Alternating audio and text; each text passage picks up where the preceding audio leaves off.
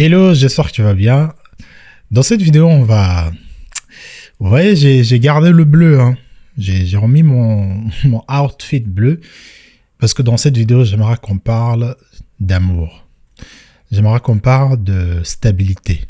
J'aimerais qu'on parle de comment cultiver un foyer stable.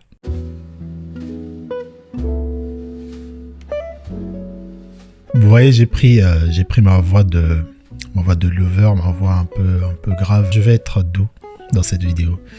J'ai pas mis mon bonnet rouge, donc je serai Christin, le mari. Dans cette vidéo, on va parler d'amour, donc de comment faire pour avoir un foyer stable. Et souvent, on nous le dit je vois plusieurs commentaires sur que ce soit nos vidéos, même des messages privés, hein, des gens vraiment qui prennent le temps.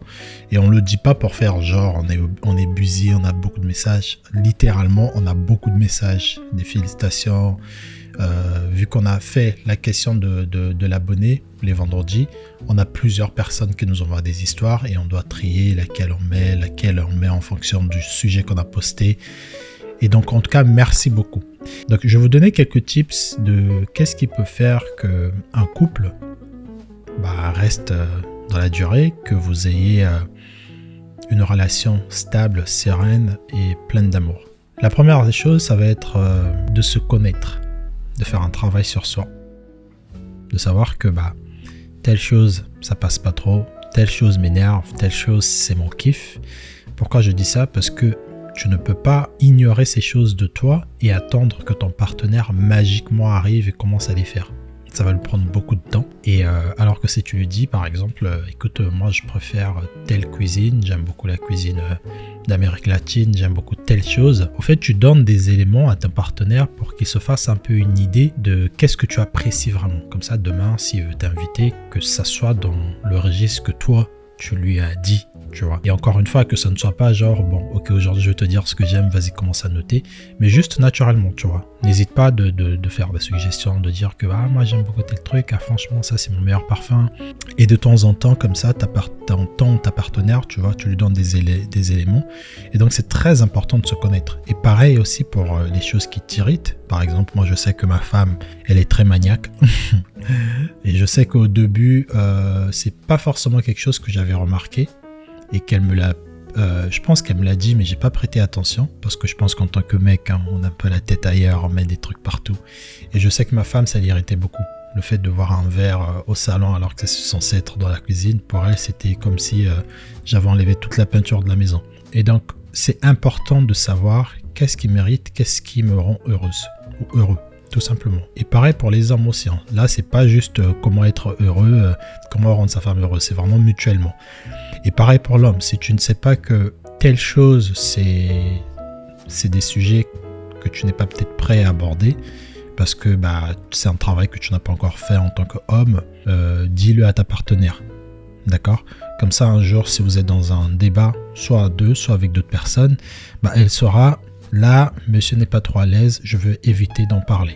C'est super important de connaître les limites de sa partenaire. La deuxième des choses, ça va être de se cultiver.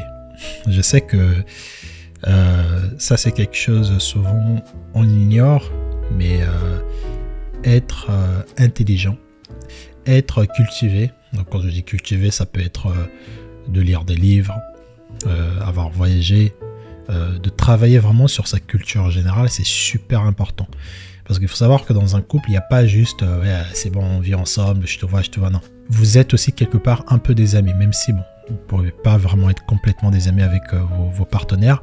Mais il faut que vous ayez des moments un peu drôles. Il faut que quand il y aura une nouvelle, une news à la télé, que tu saches un peu comment nuancer quand tu vas parler à ta partenaire, que tu utilises un vocabulaire un peu différent, que tu lui prennes des exemples, des choses que tu as vécues, qu'elle sente que ce mec-là, franchement, tu vois, c'est vraiment, il est à chaque fois, tu vois, il a quelque chose que j'ai pas. Et c'est pareil pour les hommes aussi. Je pense que quand une femme a quelque chose que toi tu n'as pas, quelque part, si tu te sens intimidé, c'est que tu n'as pas vraiment fait ce travail-là de toi-même, tu as cette insécurité-là de te dire que ma femme apporte plus que moi culturellement, ou ma femme apporte plus que moi, ça peut être financièrement, du coup ça me fait peur, je la laisse. Non, Tu devrais plutôt te dire, en tout cas, utiliser cette énergie masculine-là de toujours vouloir se dépasser, parce que nous, les hommes, on aime bien se sentir au-dessus de nos femmes, bien que...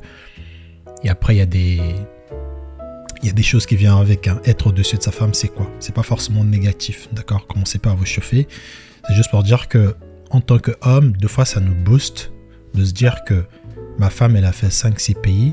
J'aimerais aussi, tu vois, me cultiver un peu plus pour tenir tête un peu. Voilà, c'est un ego un peu de fois mal placé. Tant que c'est pas toxique, tant que c'est pas une forme un peu de comparaison malsaine, c'est bien. Au fait, encore une fois, on n'est pas dans un... Je pense que quand on n'est pas en couple et qu'on regarde les couples en ligne, on se dit toujours que ouais, mais qu'est-ce qu'elle m'apporte, qu'est-ce qu'elle fait ça? Mais dans la réalité dans la vraie vie, un couple est là pour se faciliter la vie, pour se donner du plaisir, pour se faire encore plus kiffer. C'est-à-dire, on doit se dire que ah ouais, en fait, je kiffe ma vie, quoi, tu vois. On n'est pas là pour...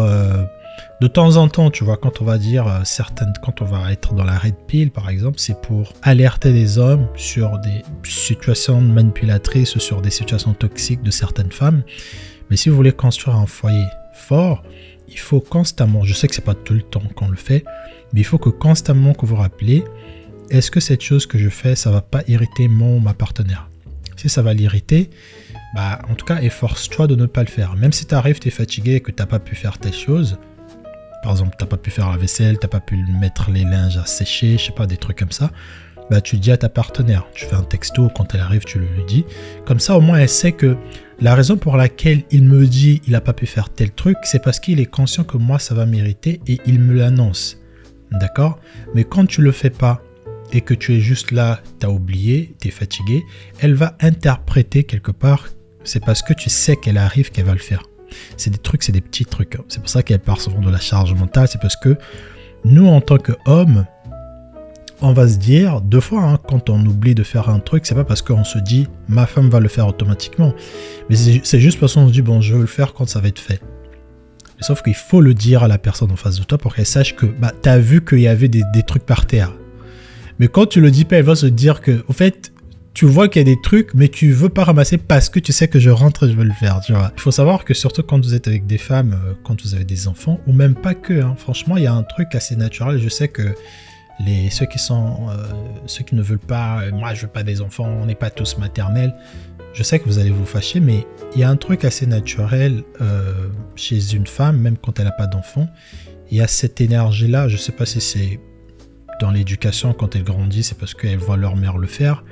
Mais quand tu as grandi dans une famille, surtout, on va dire équilibrée avec maman, et tu voyais maman faire des choses, tu développes un peu ce truc-là. Et du coup, quand tu vis avec ton partenaire, indirectement, des fois, tu as cette énergie-là de vouloir faire des choses comme maman.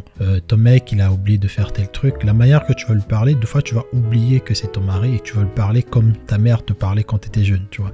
Et ça, c'est souvent une erreur qu'on fait indirectement quand on ne dit pas à la femme, par exemple, je suis sorti avec des potes, j'ai oublié, je me suis rasé, j'ai oublié peut-être de bien laver le sink. Tu verras, il y aura peut-être des petits poils, donc désolé, tu vois. Et encore une fois, faire tout ça ne fait pas de toi un mauvais homme. Il y a beaucoup de gens qui disent, ouais, mais ça veut dire quoi, Christin, machin. Non, c'est juste que, encore une fois, on vit ensemble pour se faire kiffer. Pareil, si pendant qu'elle travaille, par exemple, vous avez des enfants et que toi, tu as un peu plus de liberté, tu peux travailler télétravail ou tu as la possibilité, si tu es à ton compte, tu as cette possibilité de dire à ta femme pour un moment donné, tu vois, écoute, vas-y, essaie de reprendre un peu ton activité professionnelle, moi je vais m'occuper de telle chose. C'est pas parce que tu vas devenir, tu vas remplacer son rôle, c'est juste que quand elle va voir que tu le fais vraiment, c'est parce que tu veux l'alléger quelque part et que c'est pas juste dans un intérêt pour dire que oui, moi aussi un jour j'avais fait ça. En fait, ça c'est des choses que tu plantes dans le couple qui fait que ta femme compte sur toi. Ne voyez pas ça comme un acte de faiblesse, oui, mais ça veut dire quoi? C'est pas mon rôle, non. C'est juste que la femme, elle saura prochainement, quand tu vas lui dire, viens, on va faire un autre enfant, viens, on va partir tel endroit, viens, par exemple, si ta femme, elle veut faire un truc professionnel, elle doit voyager pour aller quelque part. Tant qu'elle t'a jamais vraiment vu t'occuper solo des enfants pendant une journée ou deux, en fait, quelque part, dans sa paix intérieure, elle sera jamais tranquille quand elle aura des missions de se dire que mon mari va rester avec les gosses, tu vois. Et pareil, si demain tu lui dis, écoute, moi je suis un monsieur, je veux avoir 7 gosses, mec, si t'as jamais montré avec un enfant que tu pouvais de temps en temps m'enlever cette charge, de temps en temps ne pas faire les nuits comme moi, je sais pas si je vais te faire 3 ou 4 enfants. Parce que moi, ça m'intéresse pas, au fait, de prendre tout ça, tu vois. Et il y a plusieurs choses comme ça. Après, bien sûr, il y a aussi de comprendre le langage d'amour de chacun, de l'un à l'autre. Ça, c'est super important. Pour les hommes, ça va être très physique. Ça va être peut-être le sexe, ça va être des attentions, ça va être le toucher. Et pour les femmes, ça va être plusieurs choses. Ça peut être les attentions, faire un cadeau, faire des bisous, lui envoyer un petit texto, faire un petit cadeau, j'ai déjà dit ça. Essayer de parler avec elle, lui demander, même si ça te fait chier en tant que mec, de lui demander alors le taf c'était comment, machin, et de voir ce qui lui fait plaisir. Ça peut être peut-être lui faire à manger, peut-être regarder un peu dans son pack de beauté si elle a certaines crèmes, certains parfums, certains make-up, quelque chose qu'elle utilise souvent. Au fait, quand tu l'achètes cette chose-là, même une fois par mois ou une fois chaque 3 mois, elle va se dire que, ah ouais, au fait, il voit ce que je fais, tu vois. Je sais que c'est compliqué, pour nous les soldats, t'arrives là, ta femme, elle a 15 produits de make-up, t'es là, bon. Mais de prêter attention à ça, quelque part, encore une fois, pour elle, c'est son langage d'amour. Pour toi, ça va être, écoute, moi aujourd'hui, je veux ma dose de Mougou.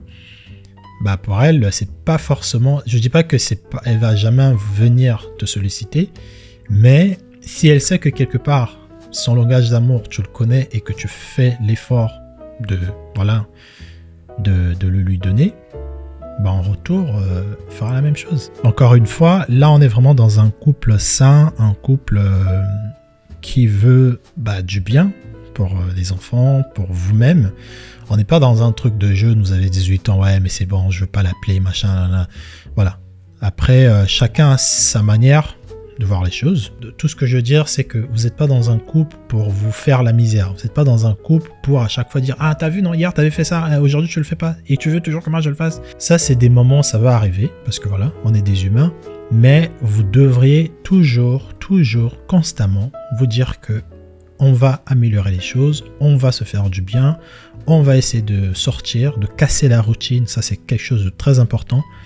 Et aussi en tant qu'homme, en tant que femme, que chacun reste en tout cas, je sais que c'est compliqué, mais que chacun reste dans son énergie respective. Si la femme essaie de rester toujours dans cette énergie féminine, très soft, très femme, quoi. Voilà. Mais c'est quoi être femme? Vous savez déjà c'est quoi. Et nous aussi, vous verrez que automatiquement, quand en face de toi, tu vois une personne qui dégage une certaine énergie, toi, tu te soumets automatiquement. C'est pour ça que quand on parle de la soumission, machin, pareil, si une femme est féminine, l'homme va se soumettre et va être masculin, et vice versa. Mais quand tu vois une énergie, par exemple masculine ou féminine de ton mec, quelque part, tu vas aussi automatiquement prendre un rôle un peu d'homme, un rôle un peu de allez, c'est bon, c'est moi qui vais prendre le contrôle des choses, et c'est là que les choses commencent à partir en cacahuète. Ok. Encore une fois, chacun fait comme il veut. Moi, je pense que c'est quelque chose, en tout cas, on fait de notre mieux pour toujours le faire. Moi, de mon couple, personnellement. Voilà. Donc, dites-moi ce que vous en pensez. Je sais que ce type de vidéo, c'est pas les vidéos qu'il faut faire ici. Ici, on est là pour parler, pour faire les méchants. Mais je trouve que c'est super important. Dernièrement, j'ai parlé de la Red Pill, des effets néfastes sur la Red Pill avec les hommes. Ce rôle-là de toujours prendre un rôle, se dire que ah ouais, moi. Et on oublie souvent que en fait, il y a le couple. Le couple est là. Tu vis avec l'enfant de autrui. Comment tu fais pour qu'elle soit toujours intéressée par toi, et comment elle fait aussi pour que elle soit toujours dans ce truc de séduction là. Des fois, les gens oublient ça. On dit souvent ce qu'on n'aime pas tous les jours. Mais des fois, on oublie de construire. Et donc, cette vidéo, c'était la construction. Ceux qui m'écoutent en audio, big up à vous. Et on se retrouve dans une autre vidéo de ce genre. Allez, à toutes.